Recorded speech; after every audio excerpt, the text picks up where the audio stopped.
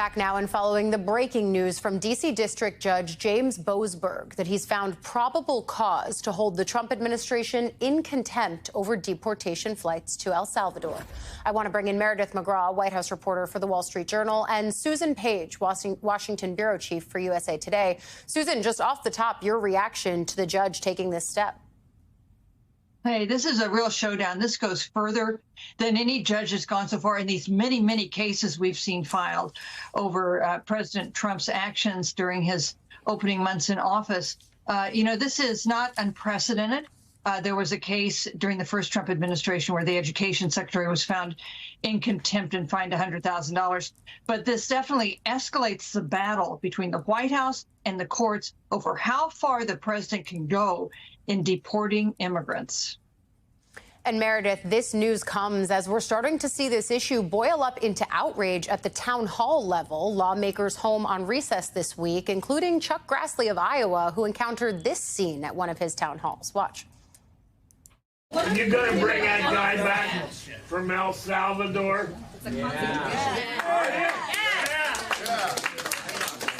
Why not?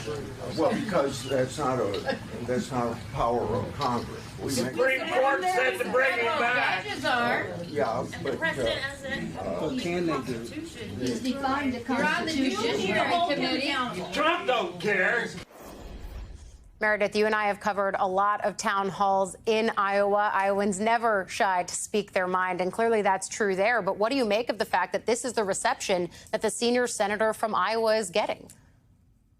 Well, we haven't seen Republicans actually hold that many town halls.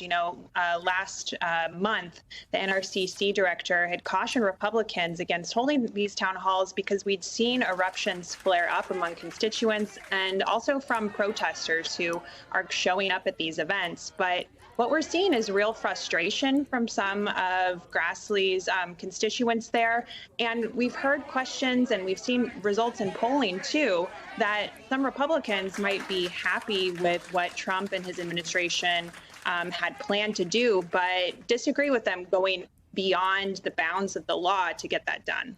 Yeah, certainly that's one of the lines that we've heard from some voters saying, yeah, I did vote for tougher immigration. I just didn't think that it would look like this.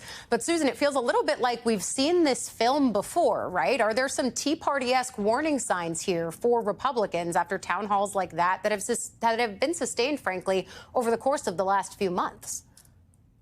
One of the things we've learned is that sometimes town halls are a leading indicator of what voters are thinking. It's when, when polling may not be very clear, when people in Washington may not be sure what voters are thinking about, members of Congress who actually go out and meet with their constituents are sometimes surprised by the issues that engage them. And just on the Grassley point, first of all, kudos to Grassley for holding town halls. Yes. He got some blowback on Social Security. You'd expect that in Iowa. But for this crowd of his in Iowa, a red state, to stand up basically for the Supreme Court and for the Salvadoran migrant who was mistakenly returned to a mega prison there, that is interesting to me. That means this may be striking a chord to Americans that it's not quite fair what happened to him, and that they want to make sure that the institutions of government respect one another, including the administration respecting the judgment and the power of the courts, Allie. Yeah, the location of where that pushback was happening struck me too, Susan. But Meredith, are administration officials or Republican campaign sources you're talking to concerned yet about possible political impacts coming down the road? There's still a long ways to go until the midterms, but not that long.